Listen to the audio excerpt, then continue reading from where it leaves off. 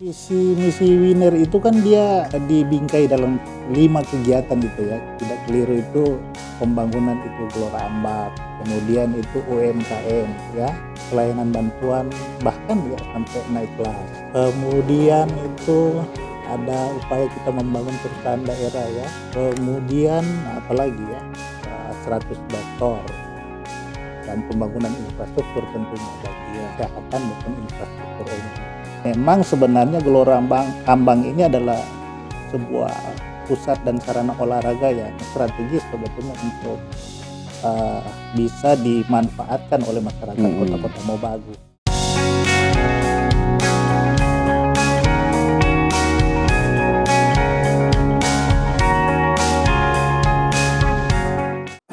Assalamualaikum warahmatullahi wabarakatuh. Bersama saya Anugrah Begi Gowel dalam Satu Meja. Satu Meja adalah wahana bagi kami, saya dan kru, untuk memberikan ruang pada segenap anak daerah, bahkan anak bangsa, untuk mencapai pencapaian mereka. Pencapaian mereka nanti bagi Satu Meja adalah inspirasi atau motivasi yang layak ditiru atau diaplikasikan baik dalam bidang mereka, para narasumber yang kami hadirkan, ataupun pada bidang yang lain. Mereka para narasumber yang kami hadirkan tidak melulu dari kaum pesohor atau yang sudah dikenal, kalangan pejabat, para tokoh politik atau tokoh entertain, tapi juga orang biasa yang tetap patut kita contohi dan kita apresiasi. Ini bicara tentang konsistensi, determinasi, daya juang atas sesuatu hal yang sementara mereka lakukan dan itu patut kita contohi. Mereka adalah para role model. Satu Meja juga membahas isu teraktual, bukan untuk menghakimi, tapi bisa didiskusikan, diinformasikan, dan atau diklarifikasikan. Kali ini kita akan membahas topik tentang pencapaian visi misi kepala daerah, visi misi The Winner di Kota Mobagu, dan guna menyelami topik tentang pencapaian visi misi The Winner Kota Mobagu, kami sudah menghadirkan narasumber yang kami rasa kompeten, Bung Widi Mokoginta. Selamat datang di Satu Meja, Dega Niondon. Dega Niondon, selamat malam.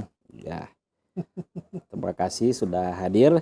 Namun sebelum kita bicara singkat, kita diskusi untuk keberlangsungan program Satu Meja, jangan lupa like, share, dan subscribe Satu Meja.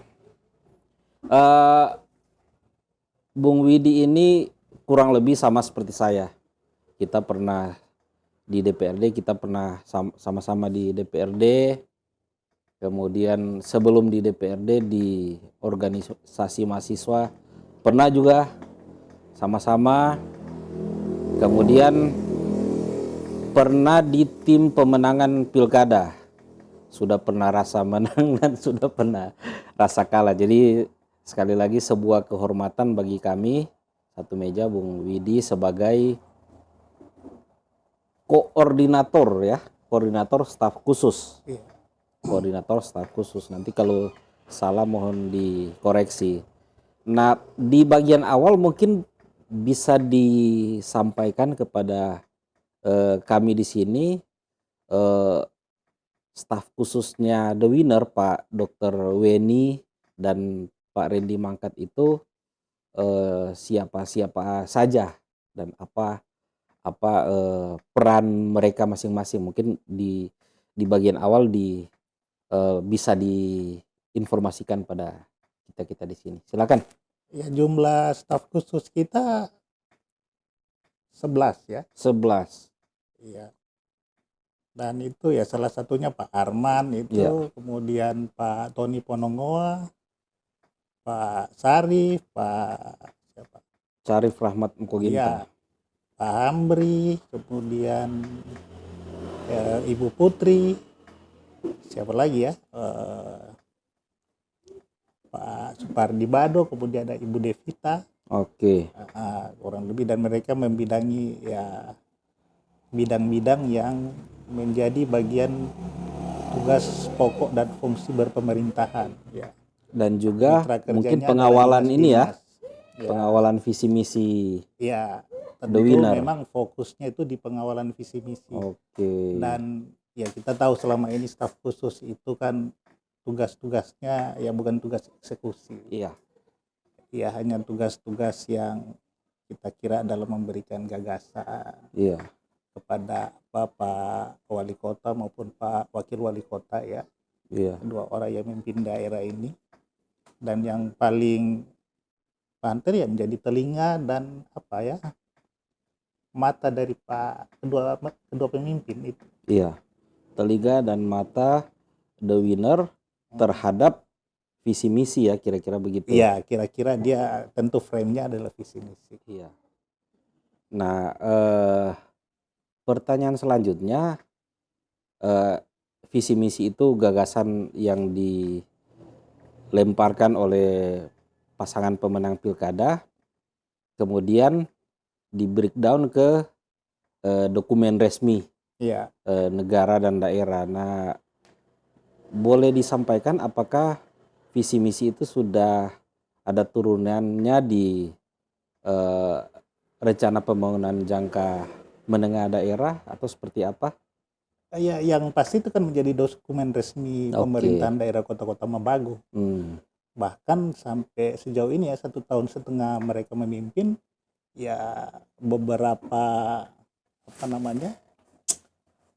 indikator pencapaian dari visi misi itu sebetulnya sudah dilakukan. Kegiatan-kegiatannya sudah diimplementasikan meskipun itu belum menjangkau seluruh dari apa yang diinginkan oleh Pak Wali maupun Pak Wawali. Iya, karena baru jalan 1,5 tahun kan, Februari kalau tidak salah kan, Februari 2025 sampai Februari 2026 awal tahun ini, dan ini memasuki pertengahan, jadi kurang lebih menjelang 1,5 tahun lah.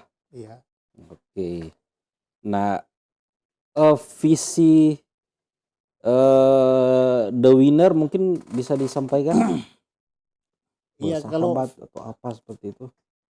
Visi misi Winner itu kan dia dibingkai dalam sebuah 5 kegiatan itu ya. Oke. Tidak keliru itu pembangunan itu Gelora Ambak. Oke. Bagaimana pemanfaatannya bisa dilakukan lagi. Kemudian itu UMKM ya. Pelayanan bantuan bahkan ya sampai naik kelas. Kemudian itu ada upaya kita membangun perusahaan daerah ya, sentra tani. Kemudian apalagi ya, 100 dokter dan pembangunan infrastruktur tentunya baik kesehatan maupun infrastruktur umum. Jadi 5 hal inilah yang menjadi fokus dari pembangunan daerah selama 5 tahun tentu Pak Wali Kota memimpin. Yang ini sudah memasuki 1,5 tahun ya kurang lebih. Pemirsa, sekali lagi jangan lupa untuk keberlangsungan channel, like, share, dan subscribe. Jangan lupa lonceng notifikasinya. Nah, yang menarik tadi program 100 dokter. Nah kan Bung Budi untuk menguji ya, kira-kira menguji berjalannya visi misi itu kan ada alat ukur. Nah, kan semua ada termasuk timelinenya. Di luar itu kan ada kondisi saat ini, ada efisiensi apa segala macam. Nah, kira-kira sejauh ini sampai 1,5 tahun, apakah sudah jalan? Kalau sudah, kendalanya apa? Kalau belum jalan, kendalanya apa? Karena kalau 100 dokter kan berarti ada harus ya kita kalangan awam ya, berarti kan harus ada lebih dari 100 magister. Kira-kira dalam tugas Bung Widi dan teman-teman ya tentu aplikasinya memang di SKPD, tapi apakah sejauh ini itu kira-kira bisa bisa tercapai atau mendekati tercapai, bisa running atau seperti apa? Mungkin boleh Iya, dijelaskan? 100 dokter itu kan sebetulnya target maksimal, Oke, ya. Target maksimal yang ingin dituju oleh Pak Wali Kota. Dan saat ini memang kalau sejak 1 tahun setengah, sudah 1 tahun setengah ya, iya, sejak mereka dilantik itu, ya praktis kalau untuk 100 dokter kita lagi mencari bentuk. Pasca pemotongan atau efisiensi dana transfer iya, dari pemerintah pusat, tentu ruang fiskal kita ini kan jadi sempit. mhm, Sehingga ini tentu berdampak terhadap kegiatan-kegiatan yang diprogramkan oleh Pak Wali Kota. iya, Nah, termasuk juga 100 dokter ini. Karena itu instansi teknis yang terkait soal ini, ya dalam hal ini juga Dinas Pendidikan, lagi mencari bentuk mmm, bagaimana apa kira-kira untuk bisa 100 dokter ini bisa dianggarkan. iya, Nah, oleh sebab itu ya, kita bersama dengan pemerintah kota, staf khusus, kemudian dinas-dinas terkait iya, berupaya untuk mendiskusikan hal itu, mencari jalan keluarnya. iya, Nah, kita sudah merumuskan supaya kalau bisa dianggarkan dalam 3 bingkai penganggaran ya. Ini melalui beasiswa kampus, oke, kedua APBD itu sendiri, ketiga melalui CSR. Cuma iya, memang CSR ini kan ya untuk meraih itu paling baik itu kalau kita bisa mendesain itu dalam sebuah bentuk peraturan daerah, regulasi, oke, sehingga pemanfaatannya itu bisa dilakukan oleh pemerintah kota. Sejauh ini kan CSR yang diberikan oleh perusahaan-perusahaan yang ada di pemerintah kota atau para usahawan, iya, ya relatif pemerintah kota itu hanya mendampingi. Penentuan dalam bentuk apa mereka memberikan CSR itu keputusan dari perusahaan-perusahaan iya, tersebut masing-masing ya. masing-masing. Saya ingat kan misalnya kayak, eee, badan usaha milik negara itu ada yang lalu-lalu ya, ada yang memang dialokasikan untuk bantuan ke dinas, untuk, pengangkutan mobil pengangkutan sampah misalnya. Ya, Mungkin sudah disiapkan desain bahwa, apa ya, ada keseragaman atau seperti apa, bahwa misalnya, bank ini tahun 2027, kami sarankan nanti CSR-nya bentuknya, untuk beasiswa apa, atau seperti ya, apa konkretnya? sejauh ini kalau kami di staf khusus menilai bahwa pemerintah tidak terlalu memaksakan diri untuk menentukan dalam bentuk Oke, oke, apa ya CSR karena itu. domain Karena masing-masing itu ya? sejauh ini mereka menyerahkan kepada badan usaha itu untuk menentukan bagaimana cara penyaluran CSR mereka maupun dalam bentuk Oke, apa.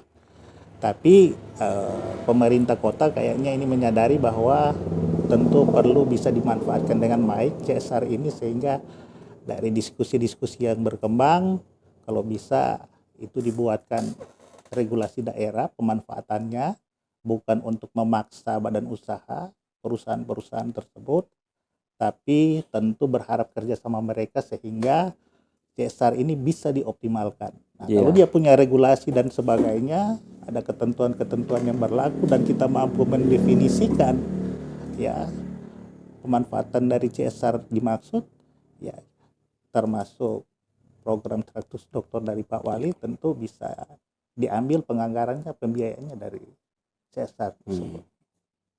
Nah, program 100 dokter itu kan memang program yang luhur, eee, orientasinya peningkatan sumber daya manusia. Nah, pasti kan sudah ada konsolidasi. Nah, sejauh ini di tahap dari konsolidasi itu di tahap, data sudah ada belum?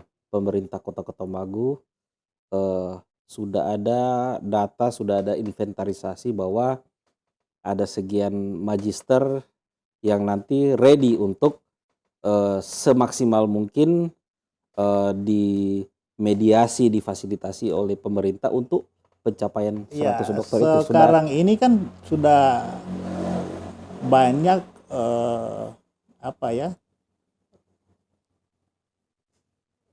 mahasiswa-mahasiswa magister ya, Oke, yang sekarang lagi mengambil program lanjutan itu, doktor. saya juga magister. Oh iya, mantap mantap.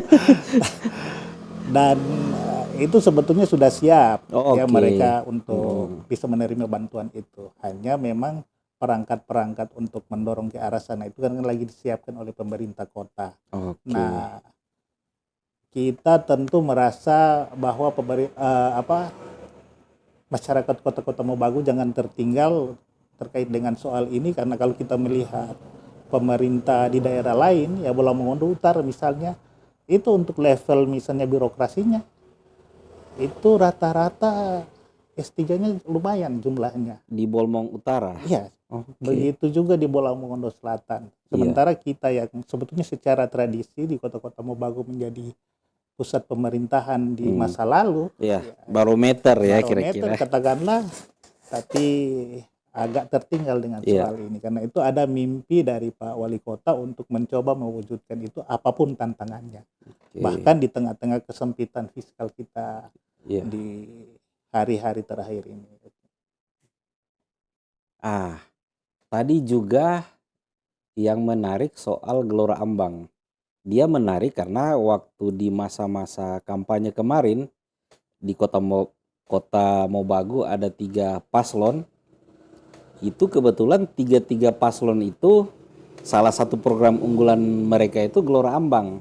Ya. Artinya Gelora Ambang menjadi sesuatu yang sangat menarik, ikonik, sehingga kebetulan the winner yang menjadi pemenangnya, the winner juga menggaungkan revitalisasi Gelora Ambang, dan tadi sudah dikemukakan oleh Bung Widi. Nah, sejauh ini bagaimana apa progresnya?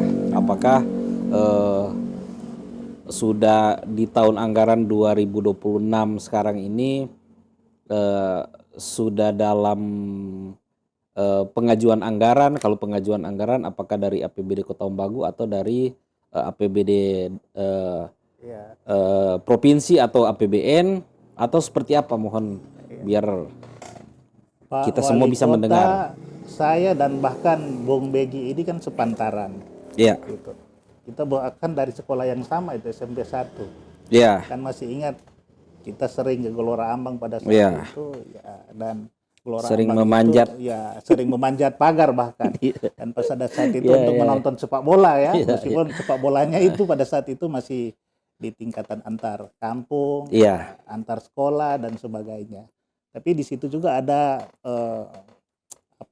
fasilitas cabang olahraga pacuan kuda. Di masa Iya. kecil kita itu kan kita pernah juga menyaksikan Iya. dilangsungkannya lomba pacuan kuda di Iya. tempat itu. Jadi memang sebenarnya Gelora Ambang ini adalah sebuah pusat dan sarana olahraga yang strategis sebetulnya untuk bisa dimanfaatkan oleh masyarakat Kota Mobagu. Mungkin karena masa kecil tersebut ya Pak Wali kurang lebih usianya 2 tahun di bawah saya dan Bung Begi, 2-3 tahun lah. Sehingga ia memiliki mimpi untuk bisa membangun itu. Bahkan ya kalau kita menyentuh soal kampanye kemarin, Bung Medi juga, Bung Sarip, Iya. kemudian kakak kita Pak Nayodo. Nayodo Kurniawan ya juga memiliki pengalaman yang sama. Karena itu Gelora Ambang jadi salah satu target yang menggemaskan untuk bisa disentuh. Iya. Nah, sejauh ini sejak Kota Mobagu berdiri kan ya sama sekali belum pernah kita melihat Gelora Ambang itu disentuh oleh pembangunan. Nah, tahun ini 7 miliar itu dianggarkan dan 7 miliar sudah mungkin akan bisa jalan beberapa bulan ke depan ini. Berasal dari APBD Kota Mobagu atau Kota Mobagu? APBD Kota Mobagu. Jadi meskipun ruang fiskalnya sempit ya, Pak Wali berupaya menyisihkan anggaran ya lumayan besar ya 7 miliar, dan setelah itu sisanya mungkin kita akan bangun itu melalui sistem multi years. 7 miliar tahun 2026. Ya, Yang setahu Bung Widi itu 7 miliar untuk apa saja? Yang secara detail saya kurang oke. mengikuti ya Iya. apa mungkin ya komponen-komponen yang akan dibangun di situ, tapi mungkin kalau sambil bergosip dan sebagainya kita mendengar ya trekking salah satunya ya. Oke. Kita Trek trekking atletik ya. Trek ya atletik Oke. itu mungkin akan coba dibangun. Nah, mudah-mudahan itu bisa dilakukan secara perlahan-lahan karena ini berkaitan juga dengan soal pelayanan terhadap UMKM. Karena Iya. kalau sarana-sarana olahraga itu sudah bisa digunakan, Iya. ya tentu UMKM itu dapat juga ditempatkan di situ. Oh, jadi harapannya dalam kompleks itu begitu beberapa fasilitas yang ada di Gelora ready, Ya, itu akan memancing UMKM untuk juga bisa hadir di situ. pokoknya Kira-kira satu begitu. kali mendayung dia 3 pulau dia Oke. bisa kita lewati. Iya. Iya. Memang sekali lagi menarik karena Gelora itu kan kompleks. Jadi ada kompleks lapangan sepak bolanya, Ya, ada kompleks yang ex basketnya. pacuan kuda yang justru yang terbesar itu yang memakan lahan, ada kompleks renang, kolam renang, ada kompleks lapangan tenis dan sebagainya. Nah, tadi juga disinggung soal multi years, artinya berarti kemungkinan di luar yang 7 miliar yang untuk 2026 ini ada kemungkinan juga untuk tahun 2027 dan seterusnya tetap akan ada sentuhan juga karena dia kan satu kompleks bukan hanya untuk memperoleh informasi itu. Mudah-mudahan Bung Begi dapat menyisihkan waktu untuk bisa bertemu dengan kepala dinas dan mencari informasi soal itu. Yang jelas bahwa selama 5 tahun ini harapan kita adalah Gelora Ambang itu nanti bisa digunakan dan sarana-sarananya itu bisa lengkap ya, termasuk juga fasilitas untuk UMKM. Pokoknya ya mudah-mudahan itu bisa menjadi pusat olahraga bagi masyarakat Kota-Kota Mobagu yang representatif dan strategis. Yang terpadu ya. Yang terpadu. Jadi sarana olahraga, kemudian juga wahana bagi pelaku ekonomi untuk bisa hadir di situ. Kami sebenarnya bersama teman-teman staf khusus lain, Bung Arman berada di sini. Kemarin mencoba mendorong gagasan kalau boleh selain sarana-sarana olahraga itu dibangun, ya diperbaiki dan bisa dimanfaatkan dengan baik, ya kita bisa menyiapkan juga wahana-wahana permainan untuk ya masyarakat kota. Iya. Di kompleks itu. Di kompleks itu. Tapi itu sebatas kita kajian dan diskusi dengan teman-teman dari dinas terkait.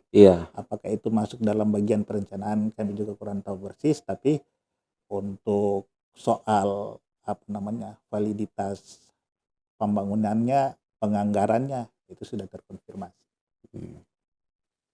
Jadi sekali lagi pemirsa penggemar Satu Meja, mohon untuk keberlangsungan channel ini jangan lupa like, share, dan subscribe. Tadi juga selain Gelora disampaikan soal UMKM, memang menyimak perjalanan pemerintahan The Winner Pak Dr. Weni Gaib dan Pak Randy Mangkat, itu memang geliat UMKM itu lumayan kelihatan. Sejauh ini apakah memang pemerintah memberikan ruang atau memberikan bahkan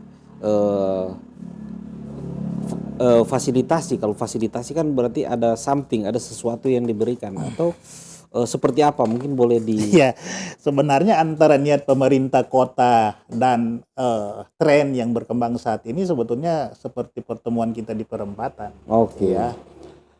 ada perkembangan mindset dari masyarakat kota-kota Mobagu soal Iya. mengembangkan UMKM. Dan kalau kita melihat itu hampir 20 tahun ini pengembangan mindset itu dan implementasi dalam bentuk bisnis dan sebagainya itu dapat dilihat dari bagaimana zona-zona perdagangan ini berkembang. Iya. Praktis itu hanya Kota Mobagu Utara sebetulnya yang kurang lebih dia bukan stagnan ya, tapi tidak tersentuh dengan pengembangan perdagangan. Kalau kita melihat kota selatan misalnya, kota barat apalagi, kota timur, itu jalur-jalur utamanya itu sekarang rata-rata untuk pertokoan. Nah, kalau kita kemudian kembali dengan UMKM yang kecil-kecil itu, ya tentu orang harus menyediakan space atau ruang buat mereka. Nah, hari ini kan kita bisa melihat bahwa ada tren baru yang muncul berupa cafe street mungkin itu, cafe street ya, yang di jalanan itu. Dan pemerintah kota bersedia untuk melayani itu dengan memberikan ruang-ruang atau space ya, termasuk di lapangan Kota Mobagu dan ya yang berada di UDK. Nah, di UDK itu secara khusus juga memang akan disiapkan menjadi lokasi UMKM dan kalau tidak keliru ya kita sudah menyiapkan anggaran sekitar 1 miliar tahun pemerintah 2020. kota. Penyiapan administrasinya itu untuk tender sedang dilangsungkan. 2000 tahun ini. Iya. Oke. Kemudian begitu juga di depan taman di depan Masjid Baitul Makmur. Iya. Space-nya itu juga akan dibuka dan anggarannya juga sekitar 1 miliar kalau tidak keliru. Tahun 2026 ini. 2026 dan itu akan menjadi ya kalau boleh tempat juga untuk pentas seni budaya. Oke. Ya, untuk mengakomodasi tentu semangat dari anak-anak muda yang khususnya dari kelompok-kelompok budaya yang sedang mengembangkan diri. Berarti arahnya akan sama seperti Taman Kesatuan Bangsa yang di Manado untuk taman yang di samping MABM itu. Iya, arahnya seperti itu. Arahnya seperti itu. Oke. Nah, khusus juga untuk karena di visi misi itu dirumuskan juga soal bagaimana supaya pasar serasi juga bisa dikembangkan. Iya. Ya tahun ini kan pembangunannya sedang jalan itu. Iya. Terutama untuk jalan utamanya itu agar tentu masyarakat yang mengakses ke pasar serasi itu bisa dengan mudah mencapainya gitu. Dan tidak terganggu dengan lalu lintas yang ribet, rumit dan bahkan jalan yang rusak. Iya. Mungkin yang terakhir kan untuk bisa berjalannya dokumen perencanaan untuk menjabarkan visi misi kepala daerah, setahu tim staf khusus The Winner, apakah dokumen RT RW itu seperti apa? Karena RT RW yang ada sekarang yang notabene dijalankan oleh The Winner itu masih mengacu ke RT RW lama. Kan ada soal UMKM, jangan sampai nanti bersinggungan sehingga harus ada revisi kira-kira dalam ruang yang ada di tim squad staf sus ini, sepengetahuan Bung Widi dan teman-teman, apakah ya tentu sedang ada disiapkan revisinya atau penyesuaian seperti apa? itu dan sudah di pemerintah provinsi itu untuk diverifikasi. Nah, tentu pembangunannya ini akan disesuaikan dengan RT RW. Karena kalau dia keluar dari RTW tentu hal ini justru tidak akan berdampak baik buat pemerintah. Karena memang sepengetahuan saya mestinya dokumen RPJMD itu mengacu ke RT RW. Namun karena ada klausul khusus bahwa RPJMD karena harus dijalankan oleh orang-orangnya wali kota di pemerintah oleh SKPD untuk penyusunan rencana strategis 5 tahunan dan rencana kerja 1 tahunan. Dan kalau tidak ada RPJMD tidak bisa jalan, memang dibuatkan RPJMD dengan catatan nanti kalau revisi RT RW sudah jalan, dokumen RPJMD-nya juga nanti akan direvisi. Bung Begi persis mengetahui soal itu karena Bung Begi baru menyelesaikan masa jabatan di DPR tentu. Iya, memang waktu itu ada case-nya seperti itu. Iya. Namun saya mencoba mendiskusikan karena memang arahnya seperti itu, itu bahwa the winner itu memberikan ruang yang besar bagi UMKM dan itu positif. Namun jangan sampai nanti ketika ada wilayah-wilayah, kecamatan-kecamatan yang tidak masuk di RT RW nanti akan kena sanksi karena tidak sesuai peruntukan, sehingga memang perlu untuk melihat perkembangan apakah ini RT RW ini sudah bisa direvisi atau tidak, karena kemudian RPJMD nanti akan menyesuaikan kira-kira begitu. Ya memang kita mendefinisikan kota-kota Mabagu ini sebagai kota jasa. Iya.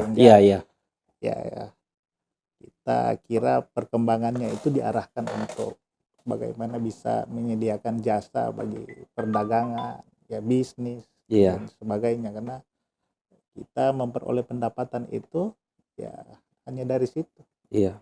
Ya, tidak dari pertanian. Sektor pertanian masih kecil, perkebunan juga kecil.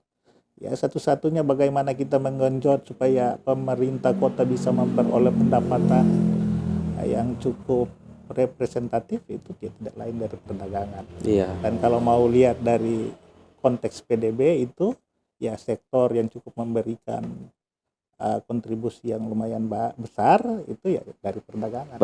Iya. Selain dari penyelenggaraan administrasi berpemerintahan. Iya. Gitu. Iya. Jadi saya kira memang tentu sebagai warga Kota Tombagu di Provinsi Sulawesi Utara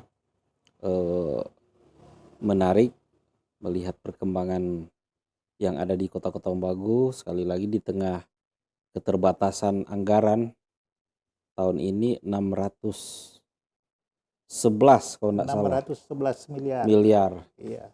Dan dana transfer itu kan dipotong 86 Iya, miliar. betul. Ya, jadi di kisaran 435 miliar. Iya. Nah, gitu ya.